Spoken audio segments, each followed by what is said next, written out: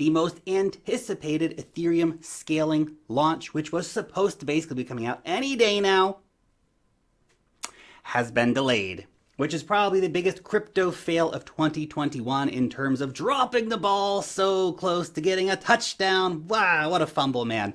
But one blockchain's problem is another blockchain's opportunity.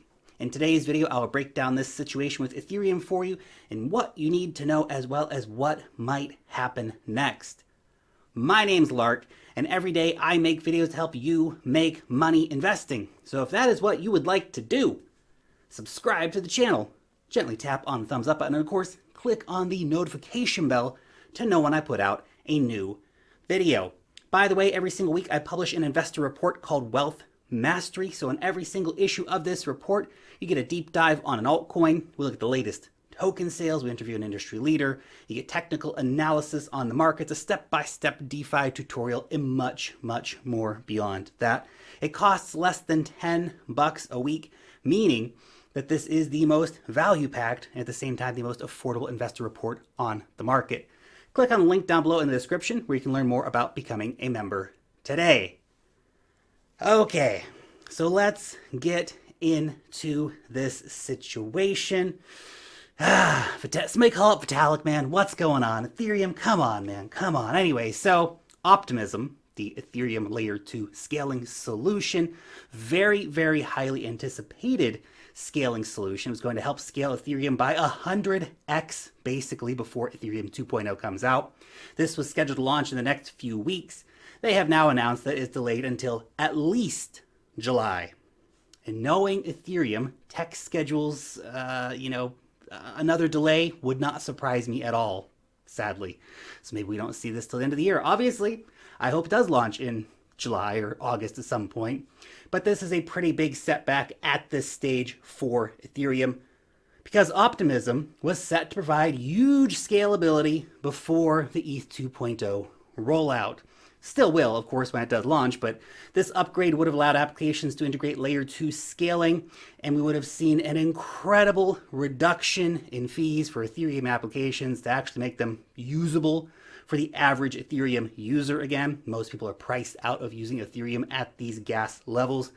But sadly, Ethereum, at least for the time being, for the next few months, will remain a playground only for wealthy users. So just get ready for those $50 to $100 swaps over on Uniswap, $20, $30 to send tokens, and potentially hundreds of dollars to actually provide liquidity into a DeFi platform.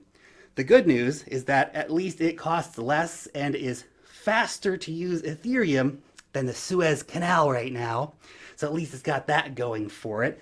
Although it is worth noting that even with the high fees, demand for access to the Ethereum network does remain super high. This is why the fees are so high, because everybody wants to be using Ethereum. Anyway, Optimism was a Hail Mary pass for Ethereum that didn't quite work out.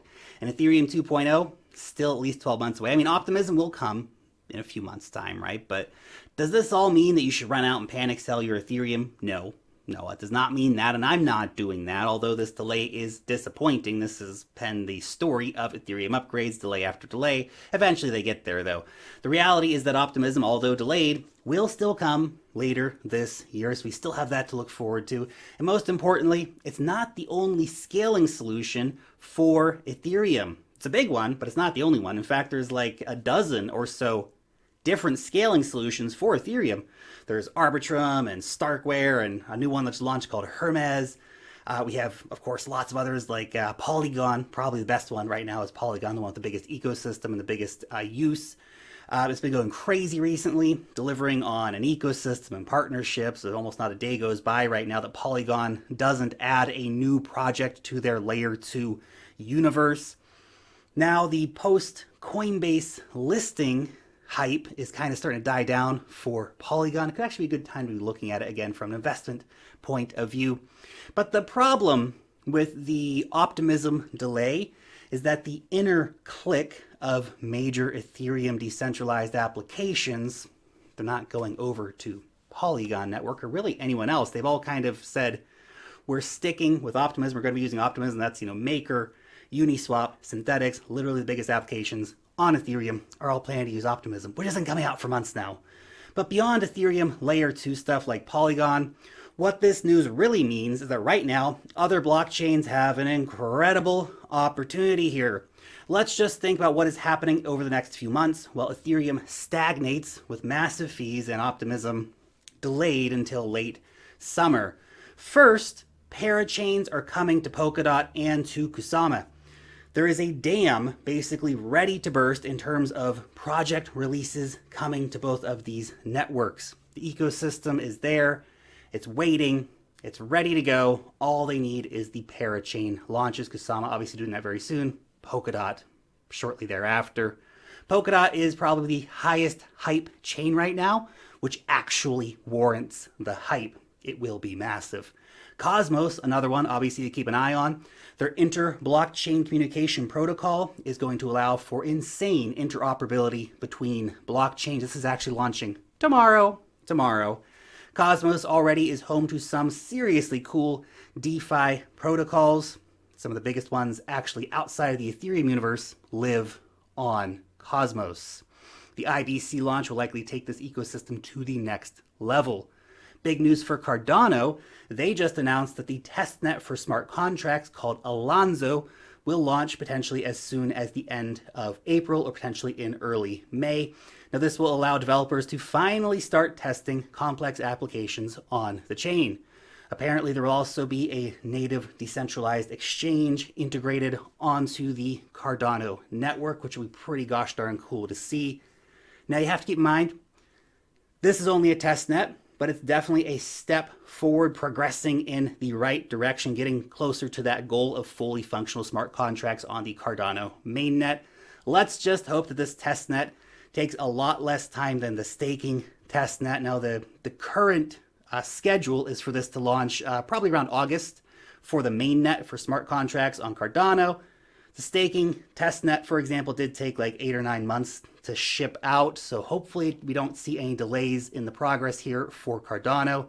Then we have chains like Binance and Avalanche, which have been absorbing liquidity like crazy from Ethereum over the last weeks, particularly Binance Smart Chain, which has been going crazy in terms of the number of users actually going in and using their applications. The hype around, for example, PancakeSwap has been very high for weeks on end. It's offering all the functionality of Uniswap without the crushing on-chain fees, which is obviously a good thing for users. Other chains like Terra are actually now in the phase where they're launching their core products. For example, they've got Anchor out, which is giving like 20% return on stablecoins. You can even provide liquidity in Mirror Protocol for basically doing synthetic stocks. So you can like get synthetic Tesla or Microsoft stocks. Provide liquidity for those. This is giving like more than 100% APR at the moment. That's just a small sample, obviously. The main point here is that while this delay for Ethereum scaling kind of sucks, it's obviously not the end for Ethereum, far from it. We will get optimism at some point. ETH 2.0 will ship. It's all coming, right? But while we wait for this, it's a massive opportunity for other blockchains to come in here and capture market share aggressively. And perhaps most importantly, it's a chance for users who are tired of paying stupidly high fees on Ethereum to finally go out and experiment a little bit, do some stuff, right? Try another chain, see what's going on Binance Smart Chain or on Terra or any of these other places, and actually, diversify a little bit. Ethereum is not the center of the crypto universe. Remember, chain maximalism is ridiculous. I subscribe to the notion, one network, many chains, interoperability. That is the reality of what's actually being built right now. So something to keep in mind. Anyway, your question for today. What is your favorite blockchain to use and why? I'm very curious to know, have you been using Binance Smart Chain? Have you been using Terra? Have you used Avalanche? Are you just stuck on Ethereum? Let me know down below in the comment section. Very curious to know about your blockchain usage habits. Thanks so much for watching today's video, and peace out till next time.